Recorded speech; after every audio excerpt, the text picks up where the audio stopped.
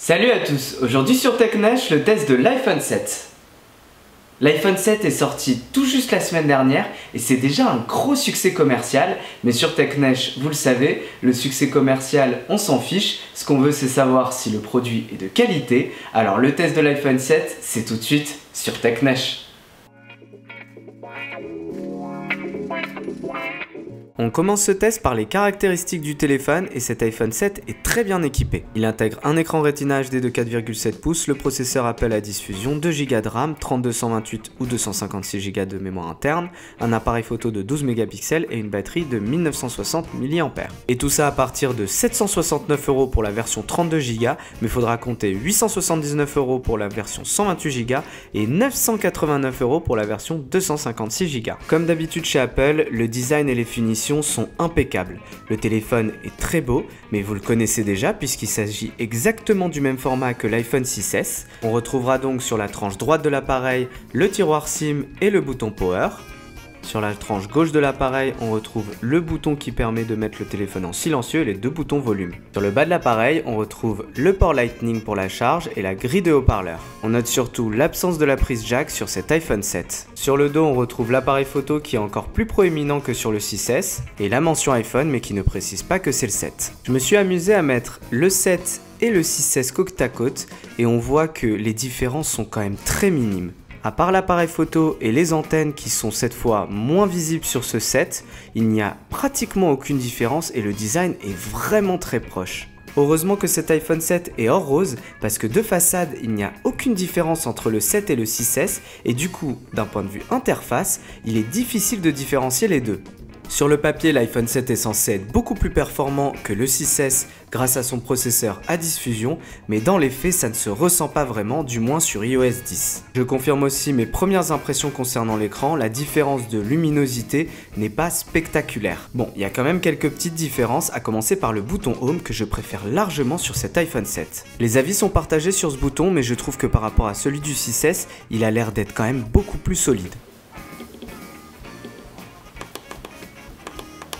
Concernant la partie graphique, Apple fait souvent du bon travail et il n'y a rien à redire de ce côté-là, les jeux tournent parfaitement, quel que soit le jeu qu'on fait tourner sur cet iPhone 7. Mais c'est surtout l'utilisation du haut-parleur juste à côté de l'appareil photo frontal qui fait plaisir et qui est une bonne idée puisque le son devient beaucoup plus immersif que sur les anciens iPhones.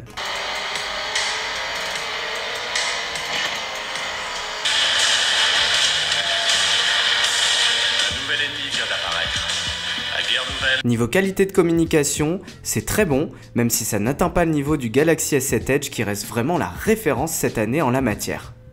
Ce que j'adore sur cet iPhone 7, c'est iOS 10, mais ça c'est pas exclusif à cet iPhone puisqu'on peut l'installer sur ses anciens iPhones. Ma fonctionnalité préférée, c'est les nouvelles options sur e-message, notamment la possibilité d'envoyer un message en mode encre invisible, discret, impact, mais aussi avec des thèmes comme des ballons, des feux d'artifice, des lasers. Ça sert à rien, mais c'est juste très marrant.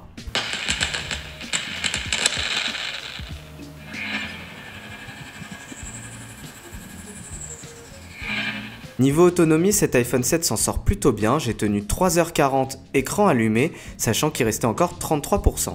On passe maintenant à la dernière partie de ce test, l'appareil photo, qui est le principal atout de cet iPhone 7. Déjà la mise au point est très rapide, vous voyez que le petit Batman se déplace un peu n'importe où et que la mise au point est quasi instantanée. Mais plutôt que de faire le focus avec le petit Batman, je suis sorti pour aller prendre quelques photos avec mes deux iPhones, iPhone 6S et iPhone 7. Globalement, les deux téléphones font de très belles photos, mais j'ai noté quelques petites différences. Déjà, le stabilisateur optique sur l'iPhone 7 est assez efficace et permet de stabiliser les vidéos. Et niveau photo, aussi bien sur l'appareil photo frontal que sur l'appareil photo principal, j'ai remarqué que les photos étaient meilleures sur l'iPhone 7, surtout en basse luminosité, et c'est notamment grâce à l'ouverture qui est plus grande sur cet iPhone 7. Mais là encore, comme je le dis depuis le début de ce test, ce n'est pas non plus une révolution.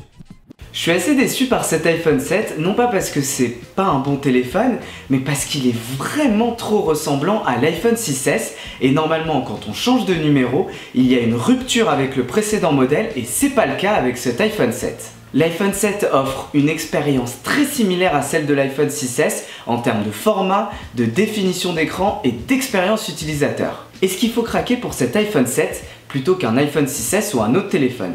Eh bien, tout dépend ce que vous recherchez. Moi, si je me tournais vers l'iPhone 7, c'est parce qu'il a un bon format, parce qu'il a un très bon appareil photo, parce qu'il est très performant, donc pour les jeux vidéo notamment, parce que sinon le 6S suffit amplement, et puis parce qu'il est résistant à l'eau et à la poussière, et il a le son stéréo. Si pour vous les arguments que je viens d'avancer n'ont aucune importance, et surtout si vous tenez à la prise jack, tournez-vous vers l'iPhone 6S qui se trouve à 150 €, voire 200 € moins cher que l'iPhone 7 si on cherche sur des sites comme Le Bon Coin notamment, et qui est tout aussi performant. Et ceux qui veulent vraiment tenter l'aventure et là prendre des risques dans les fans d'Apple que vous êtes, vous pouvez carrément prendre un téléphone Android, mais ça je suis pas sûr que vous le ferez parce que je vous connais, vous ne jurez que par Apple. Le test de l'iPhone 7, c'est terminé. Si vous avez aimé ma vidéo, n'hésitez pas à mettre un pouce vers le haut qui se trouve juste en bas de la vidéo, sinon faites-le moi savoir dans les commentaires. Prochainement on aura d'autres tests de smartphones et de services comme Cityscoot, mais en attendant je vous dis à bientôt sur TechNesh.